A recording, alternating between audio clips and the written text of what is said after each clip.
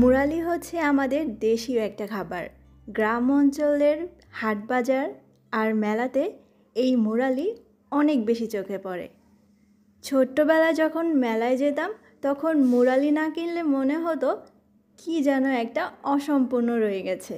এটা যে খুবই মজার একটা খাবার এটা সবাই জানেন। সেই অথেন্টিক স্বাদ এবং রেসিপি ফলো করেই আজকের মুরালি রেসিপিটি শেয়ার করছি। অনেক দিন পর্যন্ত ভালো থাকে, তাই আপনি চাইলে বেশি করে বানিয়ে একটা এয়ারটাইট বক্সে করে রেখে দিতে পারেন। আমি প্রথমে একটা বাটিতে নিয়েছি 2 কাপ পরিমাণে ময়দা। আটা দিয়েও বানানো যাবে, তবে ময়দা দিয়ে রেজাল্টটা বেশি ভালো আসবে। লবণ দিচ্ছি 1/2 চা চামচ আর চিনি দিচ্ছি 2 টেবিল চামচ। রান্নার সয়াবিন তেল দিচ্ছি 3 টেবিল চামচ। এবারে হাতের সাহায্যে তেলের সাথে ময়দা ভালো করে মিশিয়ে নেব। এবারে নর্মাল পানি দিয়ে দিচ্ছি অল্প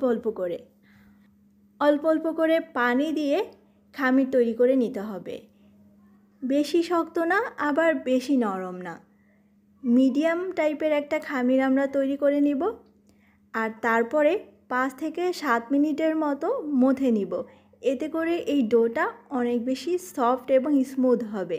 এবার একটা ভেজা কাপড় দিয়ে 15-20 মিনিটের জন্য ঢেকে রেস্টে রেখে দিচ্ছি। আর 20 মিনিট পরে এই ডোটা আগের থেকে আরও বেশি সফট হয়ে যাবে। এবারে আমি 2 ভাগে ভাগ করে নিচ্ছি এবং 1 ভাগ নিচ্ছি রুটি বেলার জন্য এবং বাকিটা ঢেকে রেখে দিচ্ছি। এবারে রুটির মতো করে বেলে নিব। এটা খুব বেশি পাতলা হবে না, আবার বেশি মোটাও হবে না। আপনি যদি এই ডোটা ঠিকঠাকভাবে বানাতে পারেন তাহলে এটা বেলার জন্য অতিরিক্ত কোনো আটা বা ময়দারও প্রয়োজন হবে না। দেখতে পাচ্ছেন এমন পুরুত্বে আমি এটা তৈরি করে নিলাম। এবারে কেটে নেওয়ার পরে এটা আরও কিছুটা মোটা দেখাবে এবং ভেজে নেওয়ার পরে আরও কিছুটা মোটা হয়ে যাবে। আপনি চাইলে এই সাইডের অসমান অংশটা কেটে বাদও দিতে পারেন, আবার চাইলে রাখতেও পারেন। এবারে কেটে নিচ্ছি। একদম চিকন চিকন যে করব তা না, আবার খুব বেশি মোটাও করব না। স্ক্রিনে দেখতে পাচ্ছেন ঠিক এরকম করে আমি কেটে নিয়েছি। এবারে মাঝ বরাবর আবারও কেটে নিচ্ছি। আর এমন সাইজ করে আমি 2টা রুটি দিয়ে তৈরি করে নিচ্ছি। দেখতে পাচ্ছেন আমি কিন্তু খুব বেশি মোটা করে বেলিনি, কিন্তু কাটার পরে অনেকটাই মোটা দেখাচ্ছে।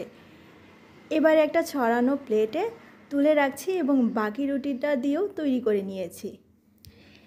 ভাজার জন্য তেলটা হালকা গরম করে নিব, খুব বেশি গরম করা যাবে না। যখন এগুলো তেলে দিব তখন তেলের নিচে ডুবে থাকবে।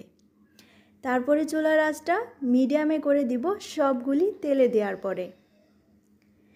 আর এগুলো কিছুক্ষণ পরেই দেখা যাবে তেলের উপরে একাই ভেসে উঠেছে। নাড়াচাড়া করা যাবে না। যখন সবগুলি এভাবে তেলের উপরে ভেসে উঠবে তখন চুলার আঁচটা মিডিয়াম থেকে একটু কমিয়ে দিতে হবে। যখন হালকা কালার আসতে শুরু করবে তখন চুলার আঁচটা লোতে করে দিব আর অনবরত নেড়ে চেড়ে দিব। এতে করে সব দিকে কালারটা একই রকম হবে। একদমই কিন্তু গাঢ় করে ভাজা যাবে না, কারণ এগুলো তেল থেকে তোলার পরে কালারটা আরও বেশি গাঢ় হয়ে যাবে। এই জন্য আমি গোল্ডেন রং করে ভেজে তুলে নিয়েছি। ভাজাটা পারফেক্ট হলে আপনি হালকা রং করে ভেজে নিলেও দেখবেন এগুলো অনেক মুচমুচে হয়েছে। তেল ছেঁকে তুলে নেওয়ার পরে পুরোপুরি ঠান্ডা করে তারপরে আমরা শিরা তৈরি করতে চলে যাচ্ছি। শিরার জন্য আমি এখানে 1 কাপ পরিমাণে চিনি নিয়েছি। আর পানির পরিমাণটা কম করেই দিব, কেননা ঘন একটা শিরা আমরা তৈরি করব। পানি দিয়েছি 1/3 কাপ। এবার কিছুক্ষণ জাল করে নেওয়ার পরে শিরাটা যখন ঘন হয়ে আসবে তখন আপনি চাইলে একটু চেক করে নিতে পারেন।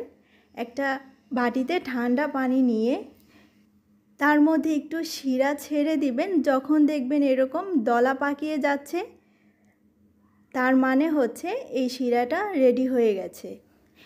এবারে পুরোপুরি ঠান্ডা করে নেওয়া মুরালিগুলো দিয়ে দিচ্ছি এবং নেড়ে চেড়ে দিয়ে 1 মিনিটের মধ্যেই কিন্তু এটা হয়ে যাবে। এবারে চাইলে আপনি চুলাটা বন্ধ করেও দিতে পারেন অথবা একদম কমিয়ে দিতে পারেন।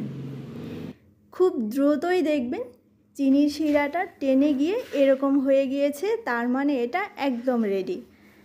আমি আশা করছি আজকের রেসিপি আপনাদের পছন্দ হয়েছে। সবাই অনেক বেশি ভালো থাকবেন এবং সুস্থ থাকবেন। আসসালামু আলাইকুম।